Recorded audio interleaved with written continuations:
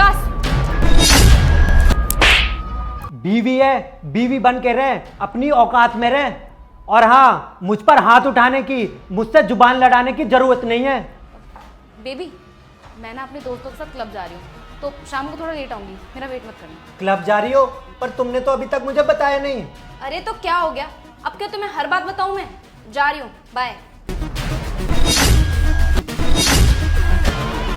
अरे मम्मी, आपने तो मुझे बताया भी नहीं। हाँ, तुझे सरप्राइज जो देना था। और कैसी है तू? मैं अच्छी हूँ, आप कैसी हो मम्मी?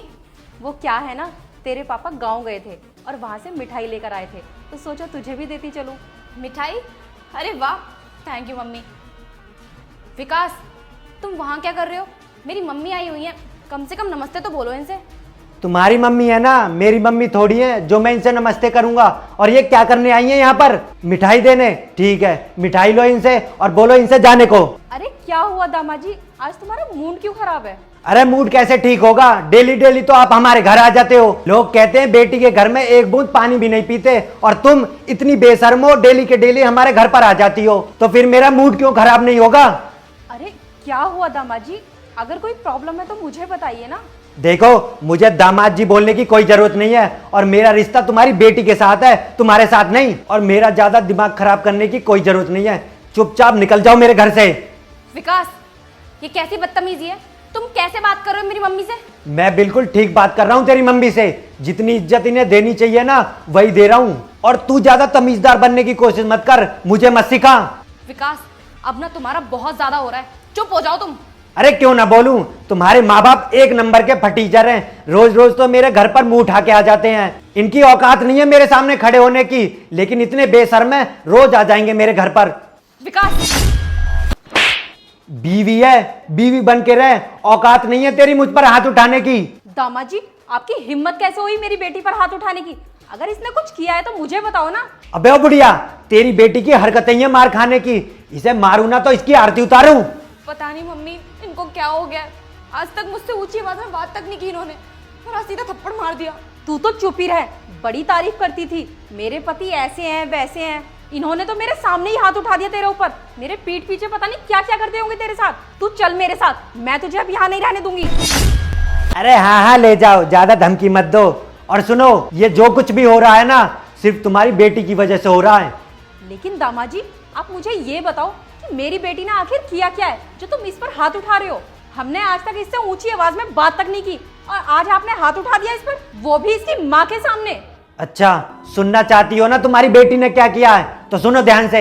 एक बार इसके कपड़े देखो, ये कहीं से लग रही है इस घर की बहू है, या फिर ये शादीशुदा भी है। एक नंबर की छिनाला लग रही है।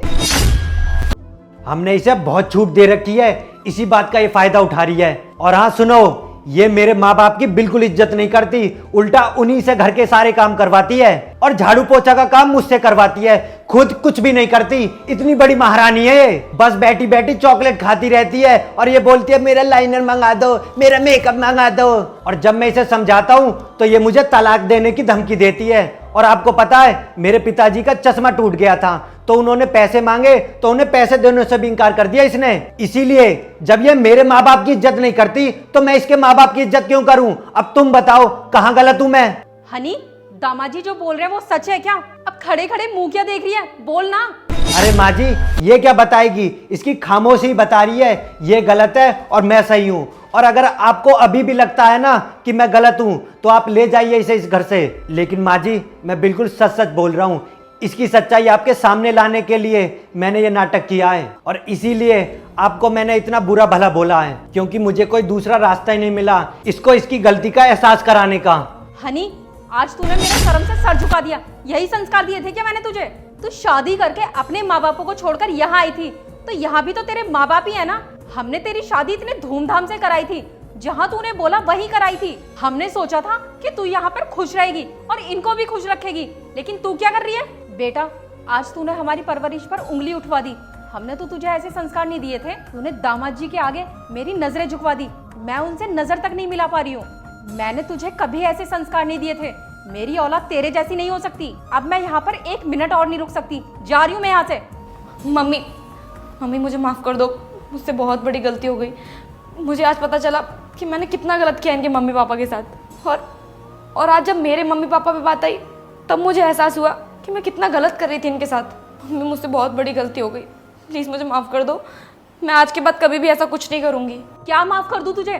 शादी के बाद ससुराल ही लड़की का अपना घर होता है। तू एक बात मत भूल, कल को तेरे भाई की शादी होगी, उसकी बहू आएगी और वो हमारे साथ ऐसा करे तो तुझे कैसा लगेगा? कहाँ जाएंगे हम तो रोड पर आ जाएंगे। यही चाहती है क्या तू?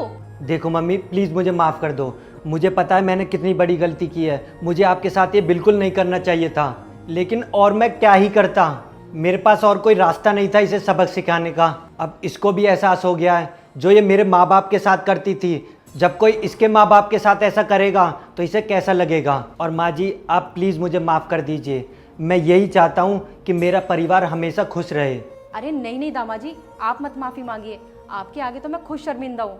शायद इसको समझाने का यही सही तरीका था।